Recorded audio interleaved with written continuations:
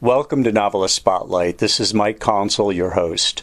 In addition to being the host of this podcast and interviewing novelists, I am a novelist myself. I have 3 published novels.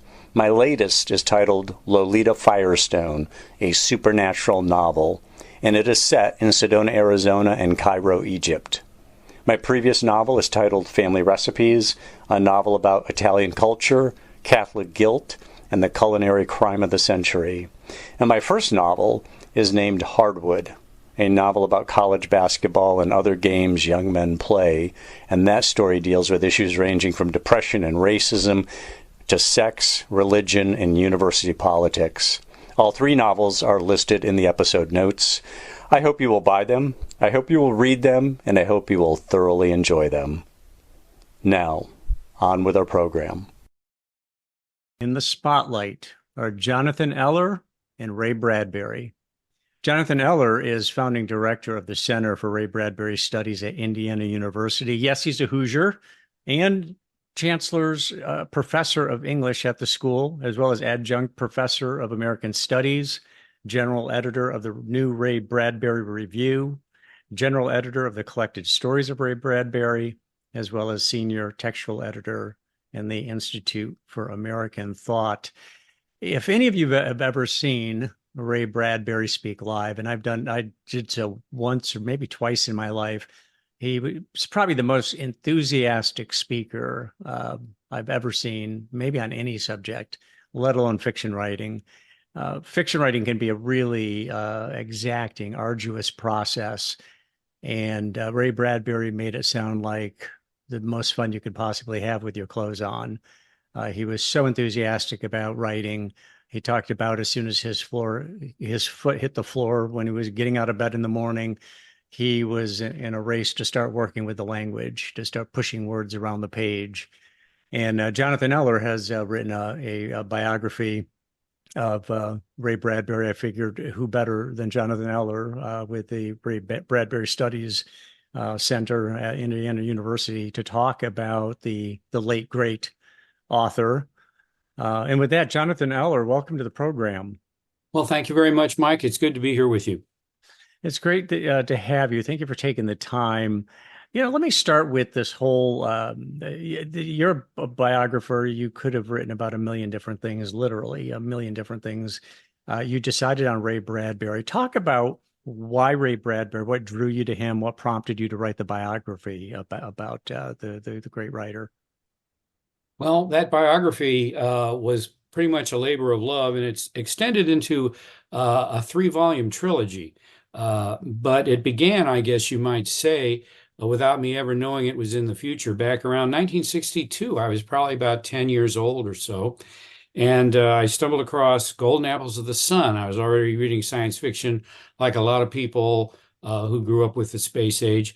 And I read The Golden Apples of the Sun and the wonderful title story about the crew of astronauts who are sent in a rocket ship that is cooled down to nearly absolute zero.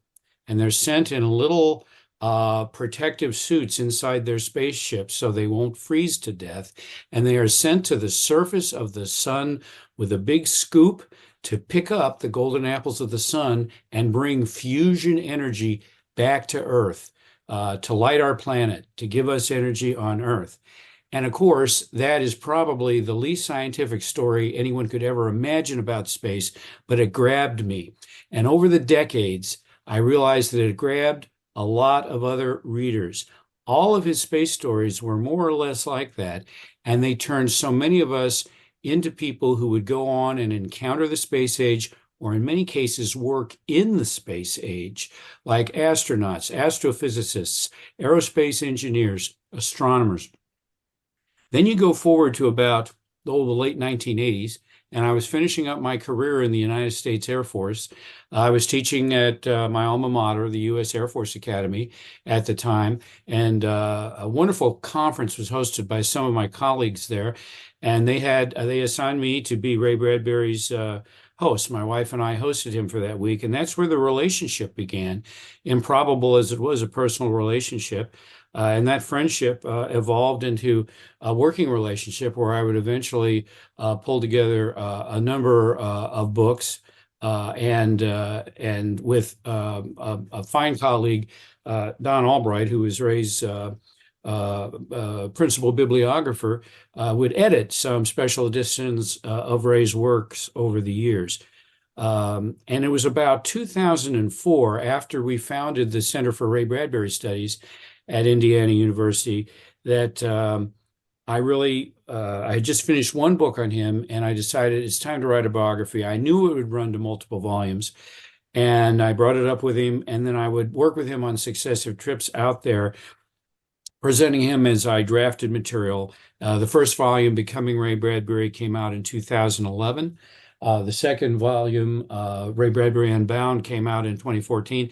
And finally, the conclusion to the biography, Bradbury Beyond Apollo, was published in 2020. And I had the great good fortune of having my publisher, the University of Illinois Press, bring it out on what would have been Ray's 100th birthday in August of 2020. Wow. Wow, what a story. You talk about that story that introduced you to Ray Bradbury and going to the surface of the sun and getting nuclear fusion energy, which today we are working on, which is today what they're trying to perfect to replace nuclear fission, and find this inexhaustible source of energy that isn't radioactive like fission energy is. And this was way back in the early 60s, I think you said. Is that right? Yes, that's right. It's when I encountered the book. So there you are hosting Ray Bradbury later. And tell us what kind of man he was. Very few of us have actually met him and spent time with him. So I'm curious what he was like interpersonally. Well, he was in what the writer Henry James would call, for me, Ray Bradbury embodied being able to go to that great good place, as Henry James would call it, that great good place in his stories, where you're completely in the imagination, you're in the imaginative world, and you are with this amazing a man who is probably one of the best known writers of our time, and yet he is such a nice guy. He makes eye contact with you. He listens to you. And if you love the things that he loved and loved reading about those things, well, then you were a friend for life. And it was just the way that it worked out. And I would say that there was always that sense of optimism. He called it optimal behaviorism for himself, that was different from sometimes harsh realism of mid-century writing. And the lament of modernism that we've lost our values. Ray Bradbury always had an alternative vision, his own mythology. Take us to the stars and we will have that great good place of Henry James. And so that's kind of what he was like. And every time I'd go to visit, often twice a year, that didn't start until the later 90s, but for the last 15 years of his life, I would go out once or twice a year, spend a week and working on things, working on these projects, going places where he would be, presenting some of his plays, where he would turn his stories often into stage plays, because he had more control over the stage plays if he presented them as alternative theater in the Los Angeles area than he would if he did movies in Hollywood, where he really wasn't in control of anything, or television, where until he did the Ray Bradbury Theater in the 1980s, he really didn't control much of what television did with him on Hitchcock or The Twilight Zone or the other shows that would anthologize his work for video. So yes, he was a wonderful person to be with. I probably enjoyed every minute over the years. You say he was a nice guy, and he certainly was, but he was also a guy who spoke his mind. I remember that he said, if Norman Mailer liked something I wrote, I'd probably kill myself. And he also said something very similar to that about Kurt Vonnegut.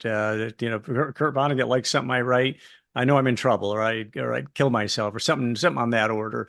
There were certain authors he didn't care for, and he was frank about his dislike for them, or his lack of his lack of, or just the feeling that they were not the kind of people who he needed any kind of salute from. Um, did you see some of that from him along the way, that when you got on certain subjects, he just spoke very directly and bluntly about them? Not those specifically those authors, just generally.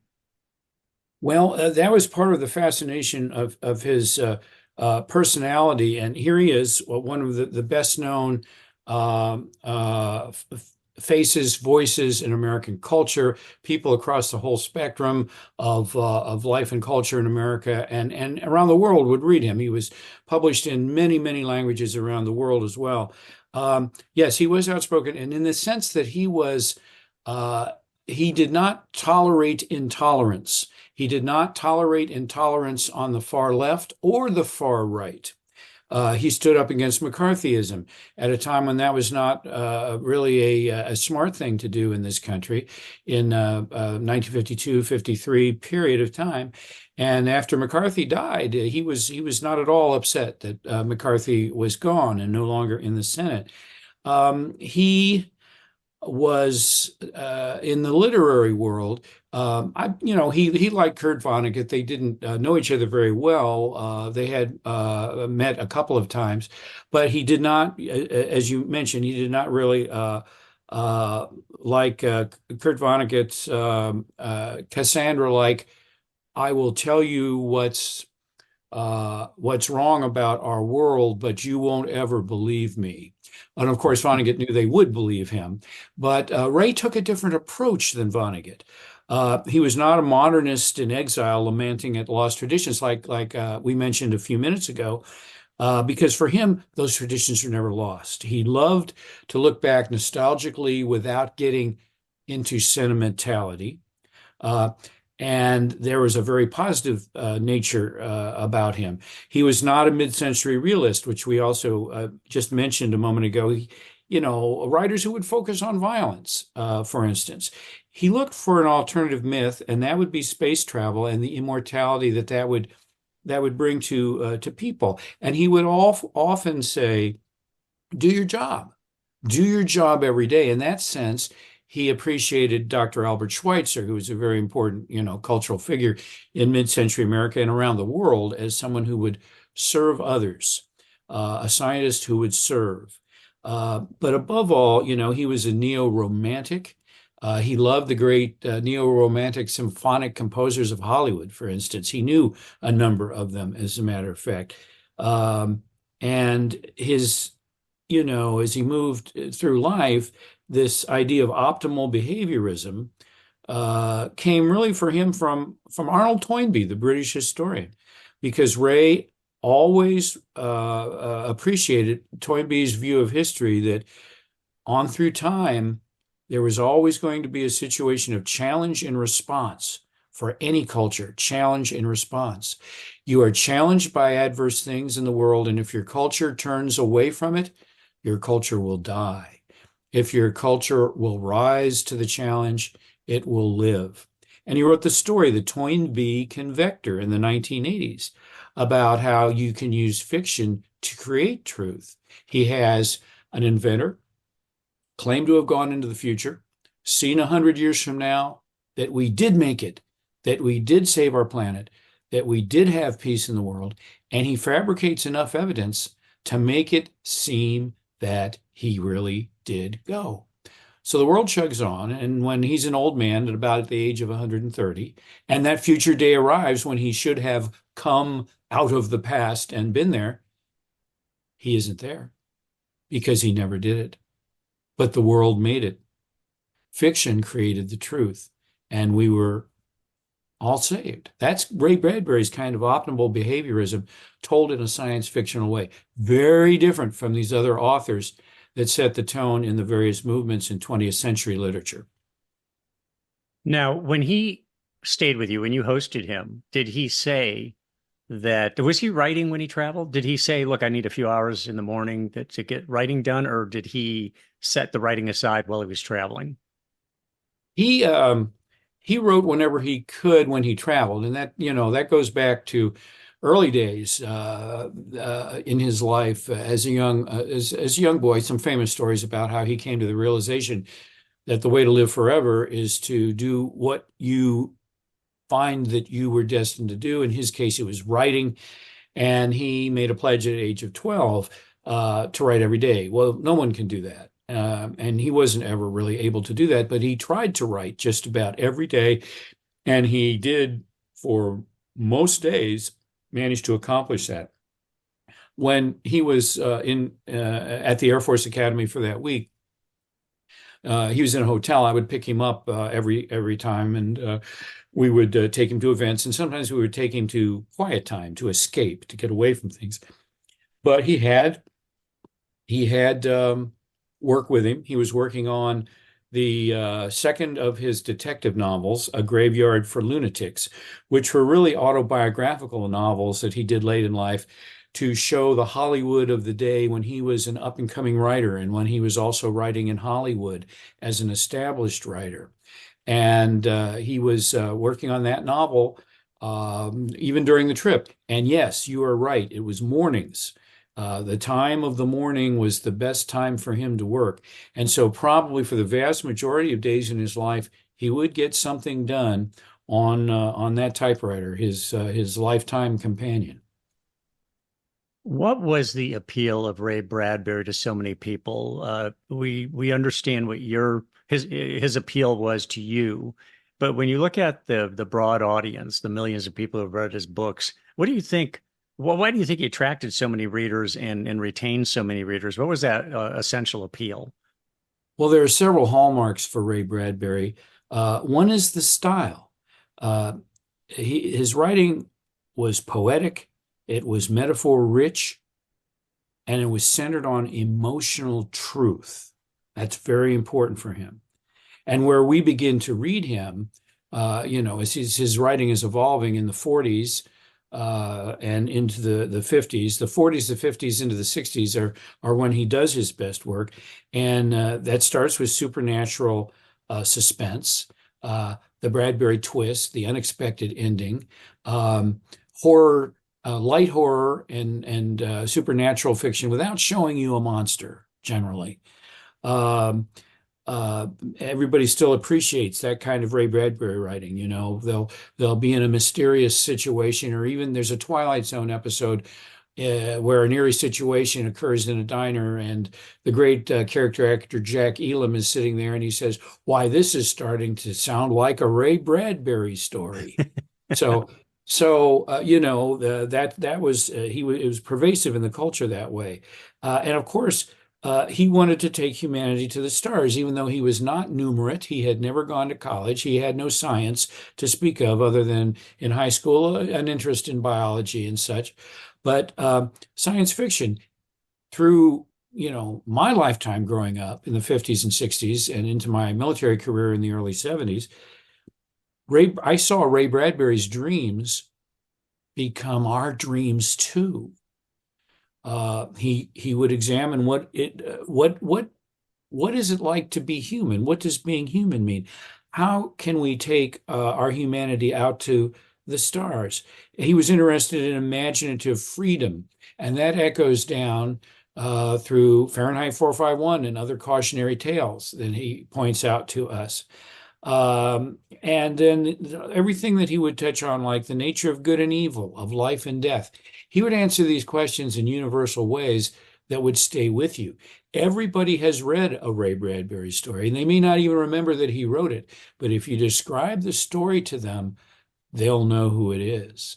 So that's where he is. He's so deeply embedded in our culture. Those are the things: his style, his ability to write supernatural fiction and science fiction without really writing in those forms at all in a traditional way. That's what stays with people. That's the appeal. What was the appeal at Indiana University when you, as founding director of the Center for Ray Bradbury Studies, I'm assuming you proposed this, or somebody proposed the idea of having the Center for Ray Bradbury Studies at Indiana University. What was the reception on that? Did the administration immediately say that's a great idea, or did they ask, what's Ray Bradbury's connection to this university? Why us versus some other university? How'd that come about? Well, that's interesting sidebar in itself. When I retired from the Air Force in 1993, I'd been in operational duties, and I had also been in academic duties, teaching at the Air Force Academy, and then later at the Naval Academy on exchange duty. And finally, in '93, I retired, came to Indiana University, Indianapolis campus, and there I joined a colleague who had also an interest in Ray Bradbury, who had published a couple of monograph books on Ray Bradbury, the late Professor William Touponce. He and I did things on Ray Bradbury. And as my relationship with Bradbury developed personally, then back here in Indiana, Bill and I asked to form a Center for Ray Bradbury Studies as a research operation, primarily to publish archival volumes of his earliest stories in their earliest forms from the 40s and 50s, primarily the 40s, with stories from the pulps before he would revise them and put them in his famous story collections in the 1950s. And then we did a journal, the New Ray Bradbury Review. Those were pretty much Bill's ideas. I ended up putting the volumes together because that was part of my academic training, was the forensic work that goes into recovering the texts of an author. But in 2007, Bill and I were able to co-found the Center for Ray Bradbury Studies. Now, a university doesn't commit a lot of resources to this kind of endeavor. They'll encourage you, and at key moments, they will help you out. But you really have to generate your own time and your own resources for it. Then everything changed at about 2011 when I became the sole director and Bill retired. 2012, actually, when Ray Bradbury passed away in Los Angeles.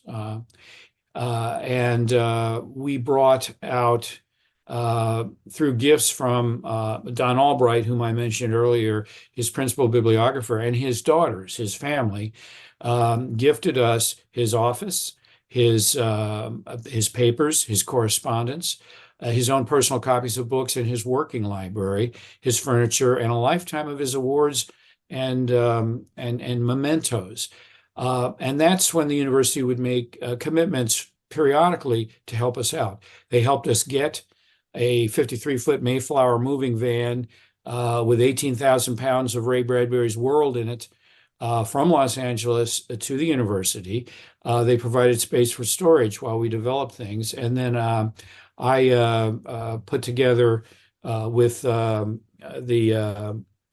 facilities people a place to set up his office in exactly the way it was in his house in Cheviot Hills in West Los Angeles. So that's how it worked out. But there was always that challenge in my academic lifetime. Ray Bradbury has come to become accepted in the academic world.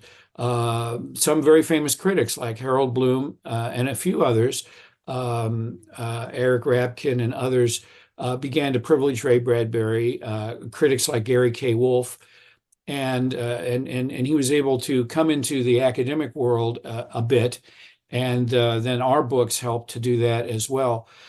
But really, I guess it was our efforts and our relationship with Ray Bradbury and Ray Bradbury himself reaching out to help me do these things and write these books that made it possible. He was a child of the Midwest. I should add that. He was a child of the Midwest. He was born and raised, born in 1920 in Waukegan, Illinois, in the North Shore of Lake Michigan, north of Chicago. And he lived there on and off until he was almost 14. Then, during the depths of the Depression, his family went west to find work, and he spent the rest of his long life in Los Angeles. But he's a child of the Midwest. The University of Illinois Press published my 3-book biography trilogy. So Indiana University had to make a leap of faith to take us on, close but not quite Ray Bradbury country, and we appreciate what they did for us. Now, Ray Bradbury's first love first great love was magic, actually. And he has said that if he had not become a writer, he might have been a magician. And but it was at age 17 that he decided that he wanted to become a professional writer. Fiction writing is really a form of magic. I mean, you're creating things out of, particularly the type of writing Ray Bradbury did, which was heavy on the imagination and science fiction, a look into the future, possible futures, and so on. What really led him up to that decision to become a professional writer at such a young age, at age 17? Was there an event in his life that made him decide, this is what I want to do? This is really what I'm here to do? Yes, and to use his words, that story is super fascinating. If he had an interesting story to tell you, he'd say, "Oh, well, that's super fascinating." That was a part of his idiom. And he'd always say, "Sure, swell." If you'd want to do something with him, and he'd say yes, he'd say, "Swell." Everything is swell. It's sort of like, my father used to use that phrase all the time. So Ray Bradbury had that way of saying things like that, and his story was indeed super fascinating. Magic, writing, and acting. Those were his early loves. And I always felt that in a way, those three things, he wanted humanity to transcend death by going to the stars. Well, you can transcend your own death in a way and not be forgotten if you can perform magic, if you can become a writer, and if you can become an actor and portray the literature of the past in the present. So he started, I think, my theory is that he started by learning from toys. He had, to the end of his days, toys all over his house. And he would learn from magicians. He saw Blackstone, the great magician, a couple of times in Waukegan when he would tour, and Ray would see him. And actually got tapped as a kid to come up once and participate in a trick, and he got one of Blackstone's rabbits for doing that there in Waukegan in the late 1920s, around 1930. He was fascinated by hypnotism and was easily hypnotized himself. And then in 1932, at the age of 12, he encounters in a sideshow of a small circus that would come to town, a sideshow act, or, from, the midway part of a circus, a small circus, Mr. Electrico, who was a guy who would do the old static electricity act where, you're grounded, but he could make fantastic things happen and sparks fly with the electricity. And Ray gets called up again because he is one of those kids who had that face of wonderment that made you want to pick him for things. And so Mr. Electrico would bring him out, and he would reach down with the electrified sword from his grounded position, and he would let the arc jump across, boom, to Ray Bradbury's forehead. And he would have to say something. Mr. Electrico would have to say something. And the words he used at that point were, "Live forever." And it's a very popular story about Ray Bradbury. A lot of people know it. It's part of the mystique of Ray Bradbury. But he realized that from that point on, well, this guy's given me this great responsibility. I have to live forever. How am I going to do it? And he began to get that idea of wanting to be a writer. And that's how you live beyond your time if you are a successful writer. And so that was the moment. Then at age 17, I guess that year pops up. You mentioned age 17, probably because he's a senior in high school and he's invited to join the Los Angeles chapter of the Science Fiction League, LASFL at the time. It's since 1940. It's been the Los Angeles Science Fantasy Society, and as a member, as one of the younger members there, he's in a world now where, besides the professional science fiction writers, and some of them come to that organization, there are so many fan writers who write fanzines, not prozines, not the pulps that are professionally printed and sold, but fan magazines. It was almost like a pen pal club around the country. And he would start to write, very apprentice, very amateur things for them. So from 17 on, he's beginning to write. By 1941, when he's 21, he sells his first story for money. And from there on, Those are the milestones of his writing life, and he never forgot those years and those events. Now, my understanding, just in the effort to create his own immortality as a writer, he worked in his basement of his Los Angeles home. That's my understanding, and that he had quite a work ethic. Sometimes he'd write 7 days a week. And what do we know? What do you know about his work ethic and about his writing regimen? I know you alluded to this earlier. If you were to kind of summarize his regular routine as a writer, what did that look like? Well, it was an interesting dynamic, and I saw a lot of it in later life, but it hadn't changed much from his early life at all. He had that pledge in his own mind to write every day when he could. And he generated thousands of stories. And so the dynamic would be, whatever new came up, that would upwell from his subconscious. That's what he felt, Dorothea Brand wrote a book about writing from the subconscious, not resisting it, let it come up and be patient. And so he believed in that quite a bit. And so he'd wait for the old subcon, as he called it, to work with him. And when it would work, a story would come up, he'd start to write it. But he also had a lot of stories he hadn't finished. It would sort of fade into the background for a while, and he would come back to these stories. So he would work on the new story of the week or the new several stories of the week, but he would often go back and then work on what eventually became thousands of stories. He eventually would publish well over 400 stories in many, many different forms. And then there were all these other stories he could always turn back to, and he would go back to them from time to time. What he did, he had the home office, the house he lived in from roughly 1958 till the end of his life was in Cheviot Hills in West LA. And he would maintain that office in the basement. And a lot of the writing got done there in those last four decades of his life.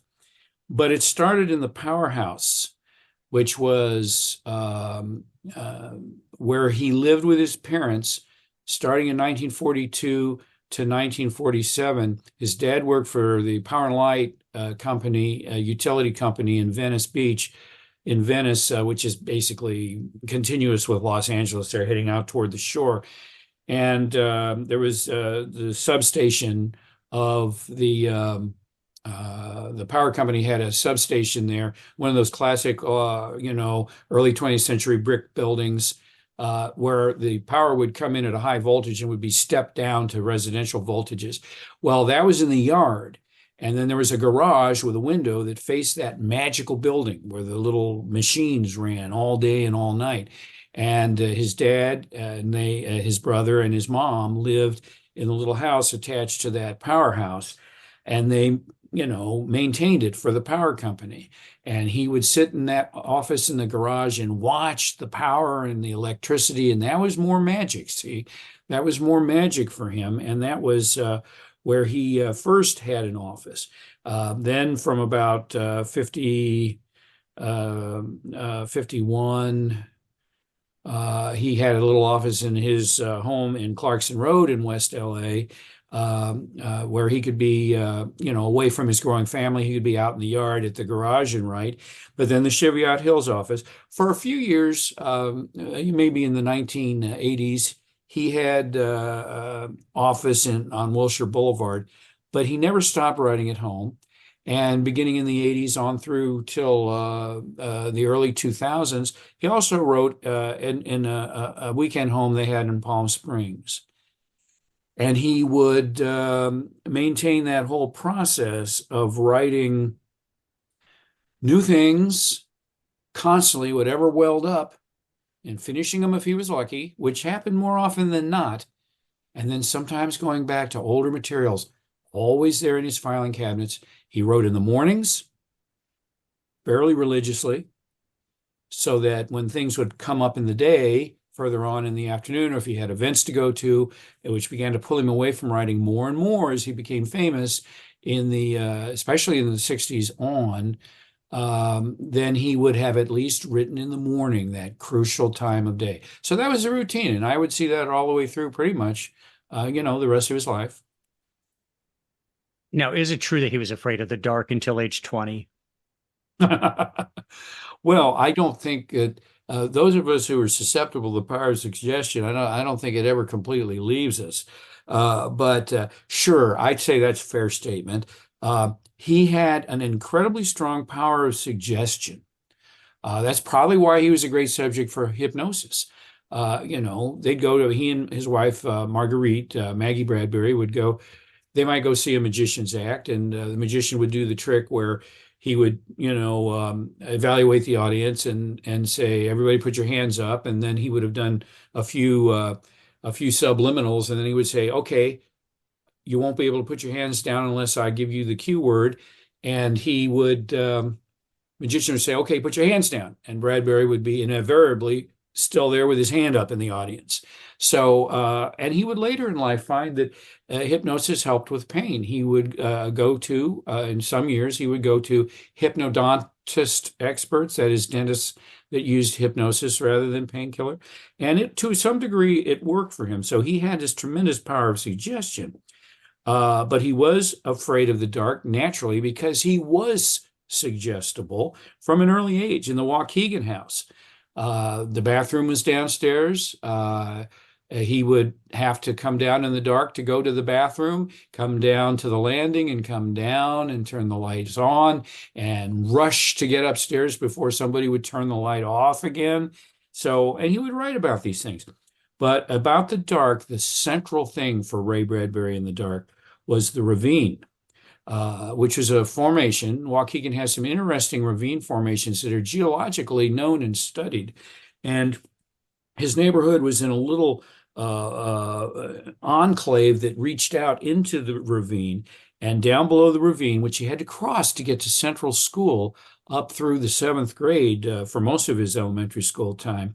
And that ravine and the little bridge across the creek in that ravine was darkness personified. And his older brother Skip, would occasionally scare him. He'd get ahead of him or get behind him and scare him coming through the ravine, coming back from the movie theaters. So the ravine and the fact that there were nighttime criminals like the Lonely One who would rob businesses and such allowed Ray's imagination, as he grew into maturity and into adulthood, to help craft some of the most terrifying stories of suspense, such as the one in Dandelion Wine, which was published separately as The Whole Town Sleeping, about the woman that goes to the theater one night when the Lonely One is out. And on the way back, she's very brave. She goes to the theater alone. Her friends won't go with her. They're scared. She makes it all the way home through the ravine, lets herself into her house, locks the door, and then hears a man clearing his throat in the darkness behind her in her house. So that's one of the great Ray Bradbury suspense stories. And it all, I think, emerges from his feelings about the dark. Interesting. So my understanding is his favorite authors were Jules Verne, Mark Twain, and H.G. Wells, all very famous, all displayed great imagination. What is there anything to be said about those particular authors? Well, sure. Yes, Jules Verne to him meant a lot, especially when he was older. He encountered Jules Verne as a young person and loved him. The whole business about firing a giant shell to the moon with people in it, Around the World in 80 Days, Mysterious Island. Yeah, those things appealed to him with Verne. And later on, he would write introductions to some special editions of those books. And he really did enjoy Jules Verne, and was a special guest of the French government at the I think 150th anniversary of Verne's death. I'm sorry, of Jules Verne's birth in the 1950s in Paris. Mark Twain he came to love, but mostly Twain's short stories, because Bradbury also started out as a short story writer, just like Twain did. And then H.G. Wells. Oh, Wells, he loved Wells. The Invisible Man to H.G. Wells was the epitome of the paranoia of all young men. to take over the world. And so he actually loved Wells. One of the first things he did when he had money from his paper route after he graduated high school, he went out and went to an arcade and got one of those booths where you could record a record. And this is in the 1930s, late 1930s. And he did a reading from H.G. Wells to cut the little record. So he loved them. But as he would grow up, he had loved Poe, Edgar Rice Burroughs, then Verne, Twain, and Wells. And then later, as an adult, on his own reading, he would really enjoy and always had a heart for Steinbeck, a lot of Hemingway, though not all. Thomas Wolfe, a great love of many people when they're young in life.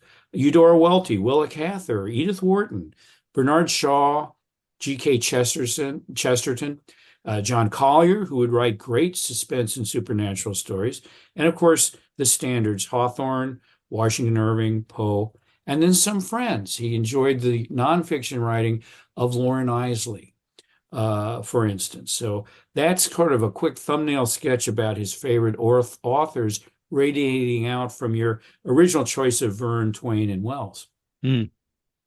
Now, he made only $4,000 in income on his 10th year of writing, and less the previous 9 years, he said. So clearly persistence was part of his success. When you stop and think about it, you spend 10 years trying to achieve success with writing. You're not making much money. He could have easily given up. He didn't. He persisted, and obviously his career bloomed after that. But what about that persistence? What about the fact that he wasn't doing well financially in those first, say, the first 10 years anyway, and yet he didn't lose faith in his ability to, and maybe, I guess another part of this question is really, did he expect to make a lot of money as a writer, or was he thinking, this is what I love to do, and if I have to live a quite thrifty life to do this, that's what I'm going to do? Yes, I would say that he wanted to write no matter what. Writing was important to him. It was like breathing. He had to write. And he would have, and he did endure the challenges of starting out really when the effects of the Depression were still in our culture, even as World War II began, and we get into that period of time. Sure, in the early 40s, when he starts publishing professionally, his first sale, he gets $16 for co-writing a story, Pendulum, that in the science fiction magazines. He was only making, with Weird Tales, where he became a fixture during the war years, he was making 0.5 cents a word initially, then 1 cent a word, then 1.5 cents a word with Weird Tales and some of the other pulps. And the story writing was slow. In 1941, he publishes 1. In 42, he publishes 2, then 11, then 19, then 13 in 1945. But 2 of them are in the slick magazines, and they bring him more money. And then 18 in 46, 3 of them are in the slick magazines, like Collier's and Mademoiselle. And by this time, he's starting to win a placement in O. Henry Prize volumes and Best American Short Story volumes. And there he's making that transition out of the pulps into the mainstream magazines. And money would always be tight, especially for a short story writer who would pull together some of the stories to form things that are novelized story cycles. But money was really tight until probably the 1960s for them, and the time that by that time he and Maggie had 4 daughters at home, so they were frugal people all the way. One of the quotes I picked up from Ray Bradbury from an interview, a Q&A interview from one of the magazines, said, and this is, I'm quoting Ray Bradbury here, real thinking, and this is to your earlier point, Jonathan. He says, real thinking always occurs on the subconscious level, and it is important for writers to get away from the keyboard and allow that to take place while doing other activities. Very much a believer in that, that the subconscious mind is at work, probably always at work, and that that's what really needed to be tapped to do one's finest work. And we're told as writers all the time that don't edit as you go, precisely for that reason, because if you edit as you go, what you're doing is you're kind of hitting the brake and the accelerator at the same time. You're never going to gain full momentum. You're never really going to tap the subconscious mind because you're second guessing everything that might come from there, and basically get out of the way. Any thoughts about that? Yes, he was a great believer that you have to let the subconscious lead before you get to the keyboard. He'd have to look around and get ideas. Often that would be his office. By the time that he would have an office, and you look around at your things and you come up with ideas, or you word associate. He was big on word association, and he would come up with stories that way, like the veldt, the lake. These little word associations would sometimes get him going too. And he also believed, or he made a deal with himself, that he would let the characters tell their own stories so he could keep self-consciousness out of the process. By the time he then goes to the keyboard, writes quickly, and would often get these 3,000 to 5,000 word stories out in one afternoon in draft.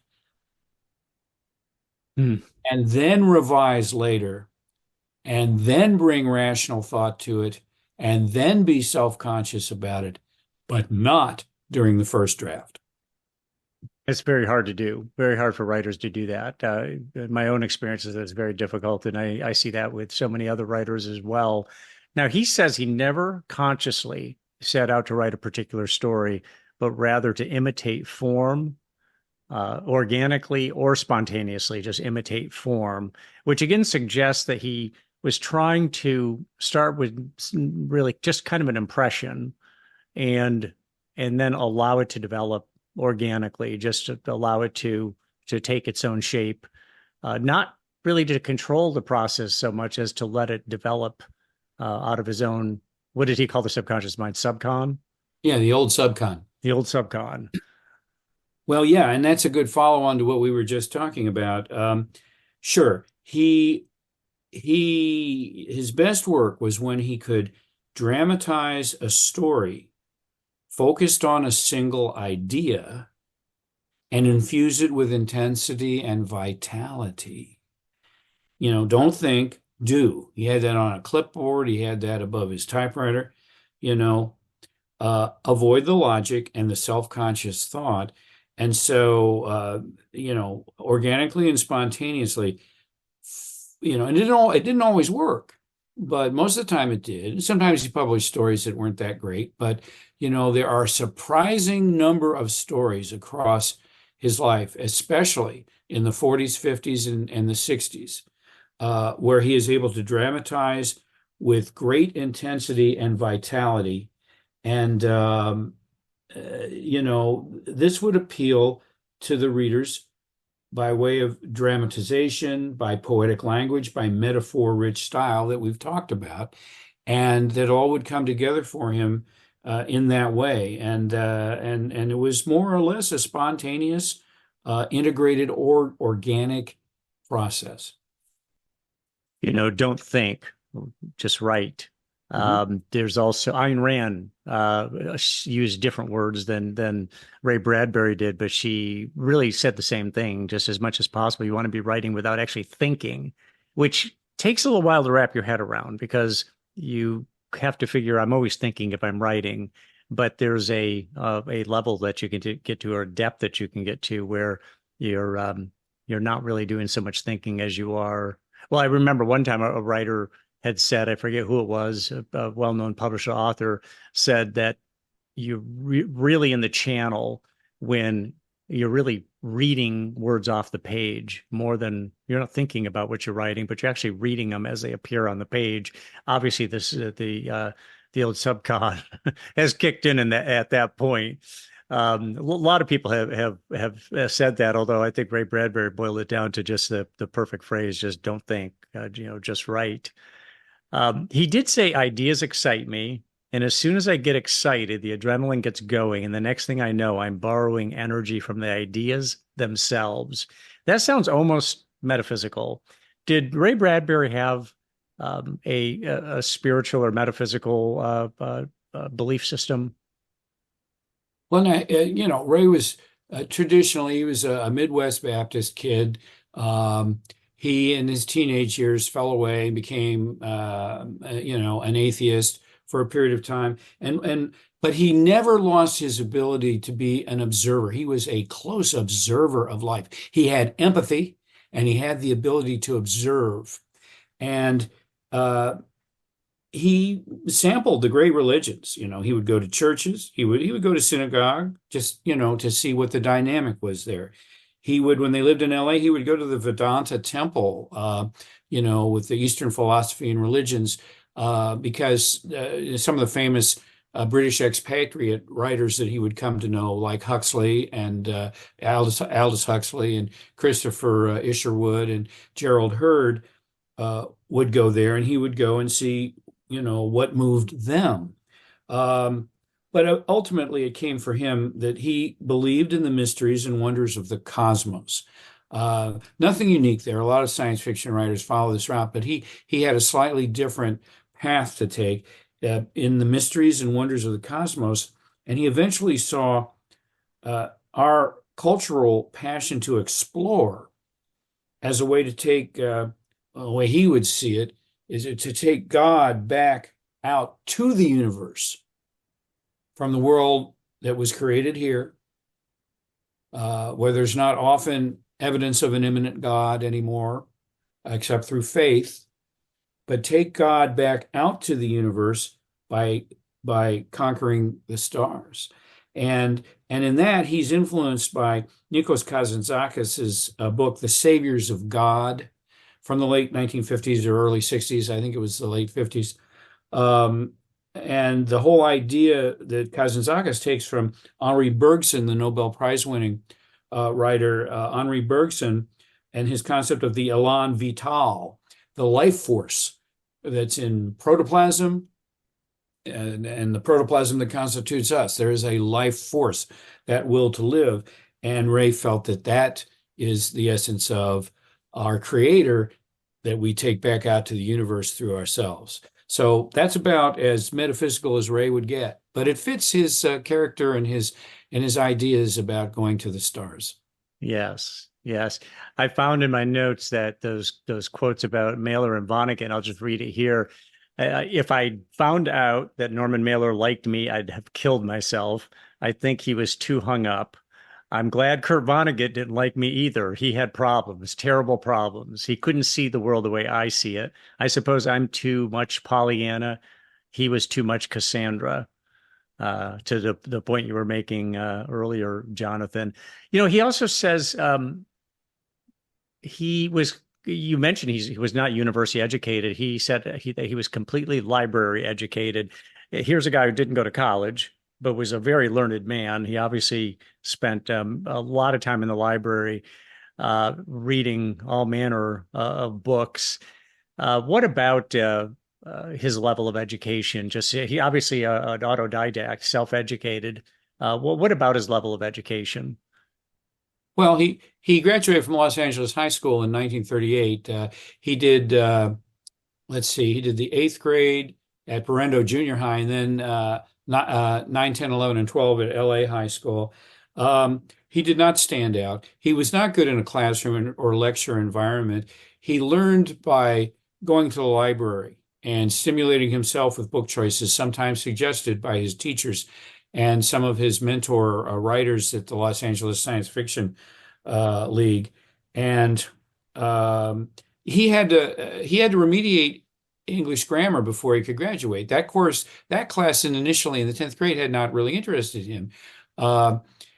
He had excelled in the 11th and 12th grade, and I think the 10th grade as well, with electives in English, with two of his teachers, one Snow Longley Housh, who was his poetry teacher, and Jeanette Johnson, who was had been a Stanford grad back in the 20s, before there were a lot of women who went to Stanford before that time. And she was an outstanding literature teacher, and she knew enough to let this kid find his own way, imitating people at first, and then finding his own abilities, his own realization finally that the things he knew best, the hopes and fears and loves and hates and terrors and joys of childhood that translate and grow with us until we're adults, those are the things Ray Bradbury knew the best. And teachers like Jeanette Johnson helped him find his way. But he graduates from high school without anything to go to. He couldn't go to college. His family was on and off what used to be called relief back in the day. His dad would work for the power companies, from time to time, and his older brother Skip worked for the Civilian Conservation Corps, would send, the $20 a month home to his family. But so Ray sold newspapers the 4 years after high school on a street corner in Los Angeles, making 1 penny off of every 3-cent paper that he sold. Those were his 4 years after high school. But he was writing and writing and writing. And you produce a lot of bad stuff before you can produce good stuff. And he saw movie after movie after movie. Sometimes he'd trade newspapers to get into the movie theater. And if you watch every movie made in Hollywood in the 20s and 30s and 40s, you see a lot of bad movies and a lot of good movies. And you learn what's good and what's bad. So he's a self-taught critic, a self-taught writer who found in the library his life force. His elan vital really came out of the library. He also said, great piece of advice for writers here. He says that your instincts are everything for a writer. He also says he never kept a notebook. A lot of writers keep a notebook and they say, if I get an idea, I jot it down. He says, as soon as I get an idea, I write a short story, or I start a novel, or I do a poem. So I have no need for a notebook. So he was very much a day-to-day in the moment kind of writer, rather than, well, I'll take a note and I might get to it someday or not. He just acted on it. Obviously, it had to be a strong idea or he wouldn't waste his time on it. But he did that. It becomes either a novel or a short story or a poem. Now, he was a short story writer and a novelist, Jonathan. What do you think was his greatest strength, if one was any stronger than the other? Do you think he was more a short story writer or more of a novelist, or was it a wash?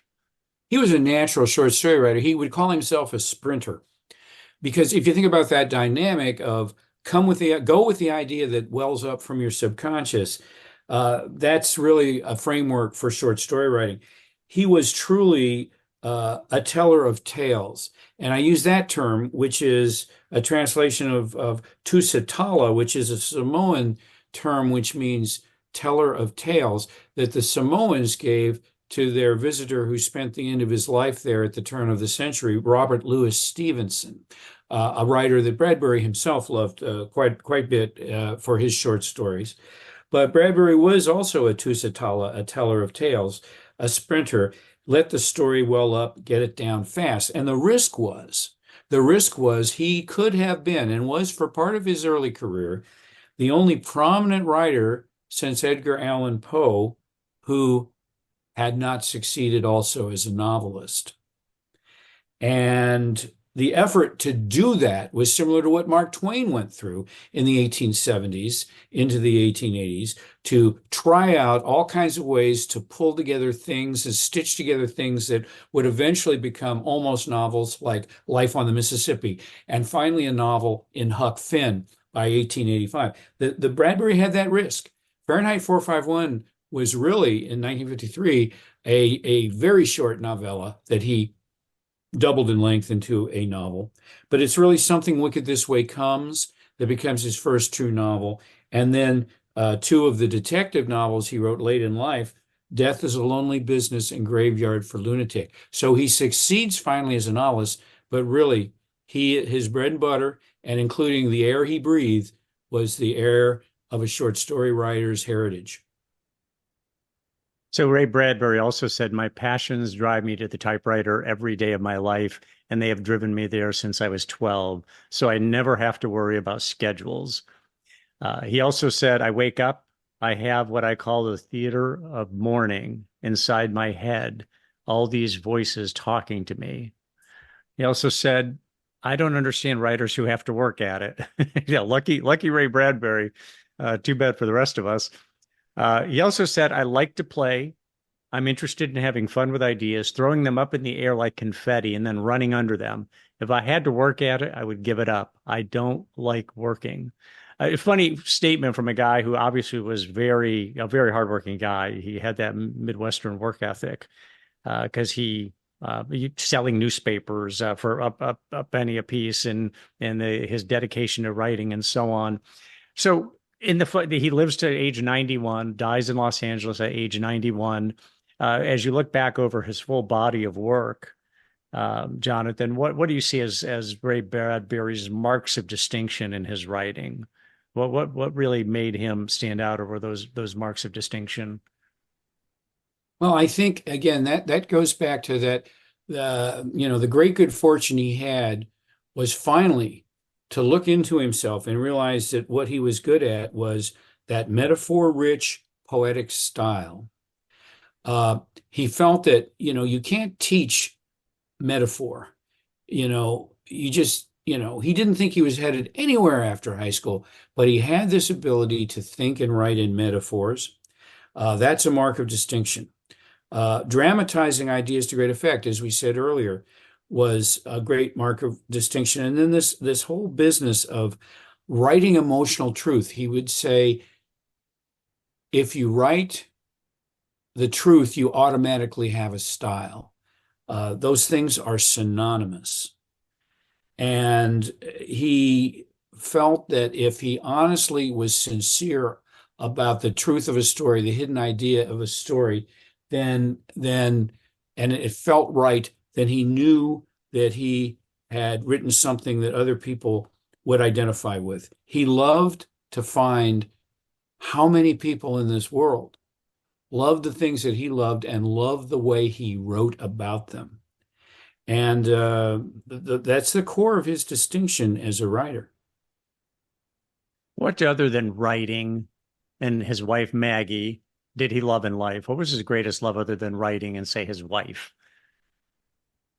Well, I would say that, again, that would be to know that others loved what he loved was a love in itself for him. But also, he loved every day that he went into his office, especially that basement home office. And for a time, the office on Wilshire, where he had taken many of those great objects of his life and used them to generate ideas. His muse, in a way, was his office and his treasures.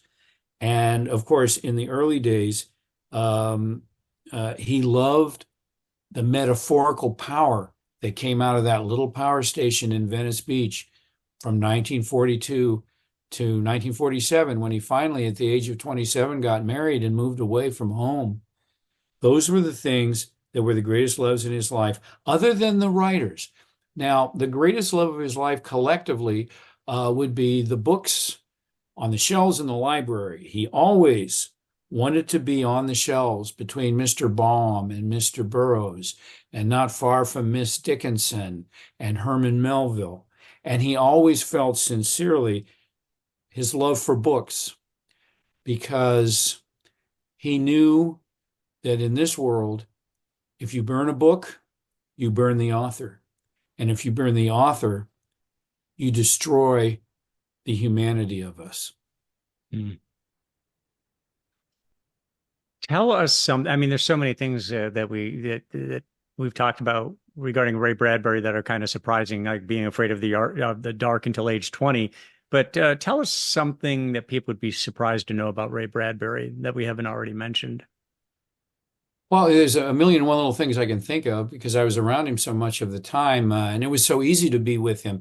And he would take us on trips all around the place. I guess you could say things like, well, really his favorite ice cream was peppermint ice cream, But as far as something that people probably would find fascinating is he's known for those big, black, thick glasses, black rimmed, owl-like thick glasses. I mean, I've done books where photos for the cover were rejected by my publishers because Ray had his glasses off. Because the magic of Ray Bradbury is seeing him with those big glasses on and those big questing eyes staring out through those glasses. Well, people didn't know this, but late in life, he tended to wear those glasses with no glass in them at all. He had been incredibly myopic, but he had the surgery done, which tightened up the eyeballs. I forget what that is. LASIK surgery? Yes. He Yeah. finally, very late in life, had LASIK surgery. And the last, I don't know, 8 or 10 years I was going out, there wasn't any glass in the glasses at all, but he knew he had to wear them or it would be like seeing, the Lone Ranger without his mask on. And so that's something a lot of people don't know, that really late in life, he could see pretty well again, but he still wore the glasses for the people he visited. Interesting. Just a couple more questions. What do you see as the major writing lesson, or maybe the single biggest writing lesson that Ray Bradbury, either explicitly or implicitly, has conveyed to the fiction writers around the world? Well, I think that a lot of writers, and I just published Remembrance, which is my compilation of his correspondence through his lifetime. We have about 300 letters in the volume. Came out with Simon & Schuster in November. Remembrance, the correspondence selected of Ray Bradbury. What writers appreciated about him that I wrote to, like Richard Bach and others, other pretty well-known writers, was they appreciated the fact that he wanted to write every day and that he wanted to write with conviction. And that he would say his admonition was, believe in yourself, believe in yourself. You see, you mentioned Ayn Rand, and I will tell you that one of the most influential books on him at the age of 24, 25 was The Fountainhead. Not because of anything political, but because Howard Rourke, the architect of that novel, against all odds, is determined to go his own way and do the kind of architectural designs that the establishment did not want, and finally succeed at it. And that showed Ray Bradbury as a young man that you have to believe in yourself, go your own way against the odds.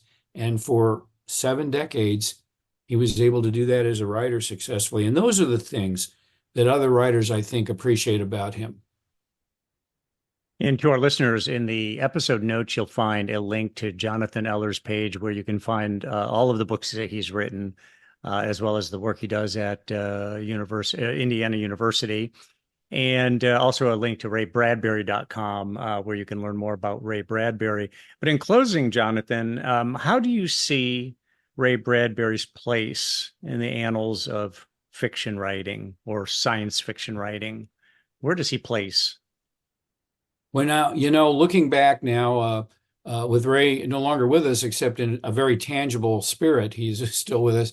And the fact that I've been retired now for 3 years. So I've moved away from all of these other projects, and live in Southern Indiana now. But I see Ray's place in the annals of fiction as clearly as I did while I was working on his life and legacy.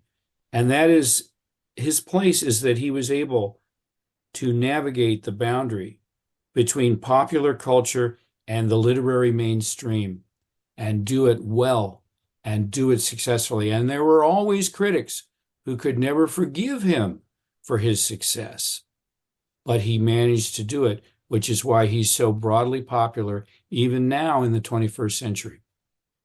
Why couldn't they forgive him for his success? What was the issue there? Well, he didn't follow the conventions. He didn't belong to the establishment.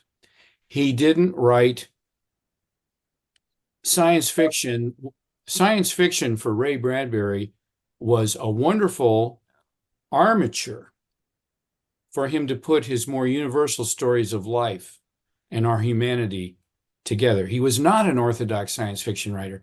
Tony Boucher said, Ray Bradbury is the best known science fiction writer around who never wrote science fiction at all. Mm.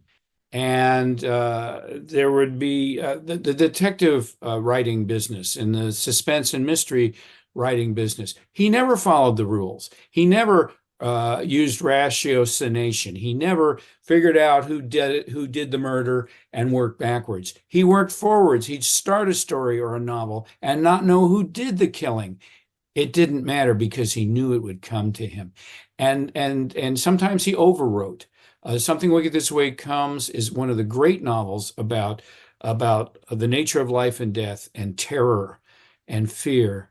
And yet it's somewhat overwritten. And critics who were irritated by the fact that he could be so popular across our culture and around the world did it without an education and without without belonging to the club, without belonging to the establishment. And I think every once in a while you'll still run into critics who nail him for that. But by and large, a surprising number of British writers, American writers, and critics and artists loved Ray Bradbury. And that's really the important part of the legacy, that and his readership. Again, my guest has been Jonathan Eller. He is a Ray Bradbury biographer, as well as the founding director of the Center for Ray Bradbury Studies at Indiana University. Jonathan, thank you so much for coming on the program and sharing your insights about Ray Bradbury with us. Thank you, Mike. It was a real pleasure.